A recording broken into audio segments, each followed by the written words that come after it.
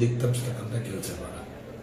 ನಾನು ನೋಡಿದೆ ಏನೋ ರೇವಣ್ಣವರು ಬಂದು ಎಲ್ಲ ಹೋಯ್ತಾ ಇದ್ದ ಸ್ಥಾನ ಬದಲಾವಣೆ ಮಾಡ್ಬಿಟ್ರು ಅಂತ ಮಾಡಿ ಆ ಥರ ಎಲ್ಲ ಸುಳ್ಳು ಹೇಳಿಕೆಗಳನ್ನ ಕೊಡೋದನ್ನ ಜವಾಬ್ದಾರಿ ಸ್ಥಾನದಲ್ಲಿರೋ ನಿಲ್ಲಿಸಬೇಕು ಅಂತ ಮನವಿ ಮಾಡ್ತೀನಿ. ಮೊದಲನೇದಾಗಿ ಅದರ ಬಗ್ಗೆ ಸೂಕ್ತವಾಗಿ ಆ ಪ್ರಾಜೆಕ್ಟ್ ಬಗ್ಗೆ ಅದನ್ನು ಡೀಟೇಲ್ ಆಗಿ ಅದನ್ನು ಪ್ರೆಸ್ ಮೀಟ್ ಮಾಡ್ತಾರೆ. ನಮ್ಮ ಹುಡುಗರು ಕೇಳಿದ್ರು, ಕೊಡ್ತೀನಪ್ಪ ನಿಮ್ಮ ಟಚ್ ಮಾಡಿ ಅಂತ ಹೇಳಿದ್ದೀನಿ.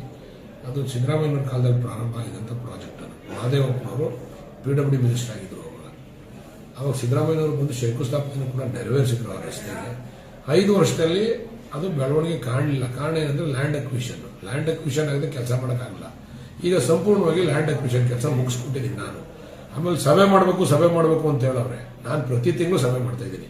ಪ್ರತಿ ತಿಂಗಳು ಸುಮಾರು ಒಂದು KCP ಅವರು 8 ಸಭೆ ಮಾಡಿದ್ದೀನಿ. ನಾನು ಸಭೆ ಮಾಡಿ ಪ್ರತಿ ಹಂತದಲ್ಲೂ ಎಲ್ಲ ಬಗೆಹರಿಸ್ಕೊಟ್ಟಿದ್ದೀನಿ. ಅವ್ರು ಯಾರೋ ದುಡ್ಡು ಕೊಡಬೇಕು 44 ಕೋಟಿ ಕೊಟ್ಟಿಲ್ಲ, ಅದಕ್ಕೆ ನಾನು ಮಾಡ್ತಾ ಇಲ್ಲ ಅಂತ ಕಾಂಟ್ರಾಕ್ಟ್ ಹೇಳ್ತಾನೆ ಅಂತ. ಅವನು ಇಷ್ಟೊತ್ತಾಗಲೇ ಮುಗಿಸ್ಬೇಕಾಗಿತ್ತು. ಅವ್ನ ಮೇಲೆ ಪೆನಾಲ್ಟಿ ಹಾಕಬೇಕು, ಪೆನಾಲ್ಟಿನೂ ಹಾಕ್ಬೇಡಿ ಅಂತೇಳಿ, ಯಾವುದೇ ಅವ್ರಿಗೆ ತೊಂದರೆ ಕೊಡಬೇಡಿ, ಸದ್ಯಕ್ಕೆ ಕೆಲಸ ಮುಗಿಸ್ಲಿ ಅಂತೇಳಿ ನಾನೇ ಅವಕಾಶ ಮಾಡಿಕೊಟ್ಟಿದ್ದೀವಿ. ಇದಾಗಲೇ 3 ವರ್ಷದಿಂದ ಮುಗಿಬೇಕಾಯ್ತು ಈ ಪ್ರಾಜೆಕ್ಟು. ಅವನು ಕೊಳ್ಳೇಗಾಲದಲ್ಲಿ ಕೆಲಸ ಮಾಡ್ದ, ಕೊಳ್ಳೇಗಾಲದಲ್ಲಿ ಮುಗಿಸ್ದ. ನಮ್ಮವ್ರು ಒತ್ತಡ ಇದ್ದಿದ್ರೆ ಇಲ್ಲೂ ಮಾಡೋನು. ನಮ್ಮ ಒತ್ತಡ ಇಲ್ಲದೆ ಇರೋದ್ರಿಂದ ಮಾಗಡಿ ಬಿಟ್ಬಿಟ್ಟ. ಅಲ್ಲೋ ಕೊಳ್ಳೇಗಾಲದಲ್ಲಿ ಮುಗಿಸ್ಕೊಂಬಂದ ಎರಡು ಸೇರಿರೋದು. ದಯಮಾಡೋದು ಅವ್ರಿಗೆ ಮಾಹಿತಿ ಆಯಿತು ಏನೋ ಗೊತ್ತಿಲ್ಲ. ಕೊಳ್ಳೇಗಾಲ ಮತ್ತೆ ಮಾಗಡಿ ಸೇರಿ ಅವ್ನಿಗೆ ಟೆಂಡರ್ ಆಗಿದ್ದು ಒಂದೇ ಪ್ರಾಜೆಕ್ಟ್ ಇದು. ಆದ್ರೆ ಅವ್ನು ಅದು ಕೊಳ್ಳೇಗಾಲ ಹೋಗಿ ಮುಗಿಸ್ತಾ, ಯಾಕಂದ್ರೆ ಅಲ್ಲಿ ಜನಪ್ರತಿನಿಧಿಗಳು ಒತ್ತಡ ಹಾಕಿದ್ರು, ಹೋಗಿ ಮುಗಿಸ್ಬಿಟ್ಟು ಬಂದ್ಬಿಟ್ಟ. ಇಲ್ಲಿ ನಮ್ಮದು ಉದ್ದೇಶಪೂರ್ವಕವಾಗಿ ಡಿಲೇ ಆಯಿತು. ಈಗ ಅವ್ರ ಹತ್ರ ದುಡ್ಡಿಲ್ಲ ಮಾಡಕ್ಕೆ. ದುಡ್ಡು ಬಿಲ್ ಕೊಡಿ ಅಂತಂದ್ರೆ ಕೆಲಸ ಮಾಡಿದ್ರೆ ಬಿಲ್ ಕೊಡ್ತಾರೆ. ಕೆಲಸನೇ ಮಾಡಿದ್ರೆ 44 ಕೋಟಿ ಕೊಟ್ಬಿಟ್ಟು ಅವ್ನು ಹೊಂಟೋಗ್ಬಿಟ್ರೆ ಆಮೇಲೆ ಬೇರೆಯವ್ರು ಬಂದು ಮಾಡೋಕ್ಕಾಗಲ್ಲ. ಯಾಕಂದ್ರೆ ತಪ್ಪು ಮಾಹಿತಿ ಹೋಗಬಾರ್ದು. ಸ್ವಲ್ಪ ವಿಚಾರ ತಿಳ್ಕೊಂಡಾಗ ಮಾತಾಡಬೇಕಾದ್ರೆ ಮಾಧ್ಯಮದ ಮುಂದೆ ವಿಚಾರನ ಸಂಪೂರ್ಣವಾಗಿ ತಿಳ್ಕೊಂಡು ಮಾತಾಡಬೇಕು. ತಿಳ್ಕೊಳ್ಳಿ. ಈಗ ನಮ್ಮ ಹುಡುಗರು ಪ್ರೆಸ್ ಮೀಟ್ ಮಾಡ್ತಾರೆ, ಇದು ಯಾರು ಕನ್ಸಿನ ಕೂಸು, ಯಾರು ಮಾಡೋದು ಅಂತೇಳಿ. ಈ ರಸ್ತೆನ ಏನೋ ರೇವಣ್ಣವ್ರಿಗೂ ಈ ರಸ್ತೆಗೂ ಸಂಬಂಧನೇ ಇಲ್ಲ. ಆಮೇಲೆ ಇದೇನು ಇದು ADB ಲೋನಿಂದ ಆಗಿರೋದು, ಇದಕ್ಕೆ ದುಡ್ಡಿನ ಕೊರತೆ ಇಲ್ಲ.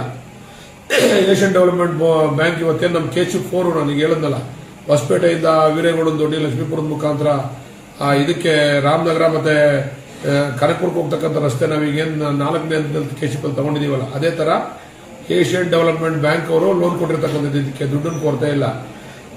ಸರಿಯಾದ ಫಾಲೋ ಅಪ್ ಇಲ್ಲದೆ ಇದು ಡಿಲೇ ಆಯ್ತು ಅಷ್ಟೇ. ಇಷ್ಟೊಂದು ಮುಗ್ದೋಗ್ಬೇಕಾಯ್ತು, 3 ವರ್ಷ ಆಗ್ಬೇಕಾಯ್ತು ಮುಗ್ದಿ. ಯಾರು ಜವಾಬ್ದಾರಿ ಸ್ಥಾನದಲ್ಲಿರೋರು ಫಾಲೋ ಅಪ್ ಮಾಡಿದ್ರೆ ಕೊಳ್ಳೇಗಾಲದಲ್ಲಿ ಆಯ್ತದೆ. ಇಲ್ಲ ಯಾಕೆ ಮಾಡಲಿಲ್ಲ ಅವನು? ನಿರಂತರವಾದಂತ ನಾನು ಪ್ರತಿ ತಿಂಗಳು ಮೀಟಿಂಗ್ ಮಾಡ್ತಾ ಇದ್ದೀನಿ. ನಿನ್ನೆನೂ ಕೂಡ ನಮ್ಮ SC ಅವ್ರ ಹತ್ರ ಕೂಡ ಮಾತಾಡಿದೆ. ಈಗೇನೋ ಇನ್ನೊಂದು ತಿಂಗಳಲ್ಲಿ ಮಾಗಡಿ ಪಟ್ಟಣದ ವ್ಯಾಪ್ತಿಯಲ್ಲಿ ಮುಗಿಸ್ಕೊಟ್ಬಿಡ್ತೀವಿ ಅಂತೇಳಿ ಮಾತು ಕೊಟ್ಟಿದ್ದಾರೆ. ನಾನು ಬಂದ್ಮೇಲೆ ಮುಲಾಜಿಂದ ಎಲ್ಲ ಕಡೆ ಕ್ಲಿಯರ್ ಮಾಡಿಸಿದ್ದೀನಿ, ಒಡಸಾಕಿದ್ದೀನಿ. ಯಾರ್ಯಾರು ಗಾಂಚಲಿ ಮಾಡ್ತಿದ್ರು ಅವ್ರಿಗೆಲ್ಲರಿಗೂ ವಾರ್ನ್ ಕೊಟ್ಟು ಹೇಳಿ ನಿಮ್ ಜಾಗ ಅಕ್ವೈರ್ ಆಗೈತೆ, ಮರ್ಯಾದೆ ಗುಡಿ ಅಂತೇಳಿ ಮಾಡಿಸಿದ್ದೀನಿ. ಅದರಿಂದ ಶೀಘ್ರದಲ್ಲೇ ಮುಗಿಸ್ತೀವಿ.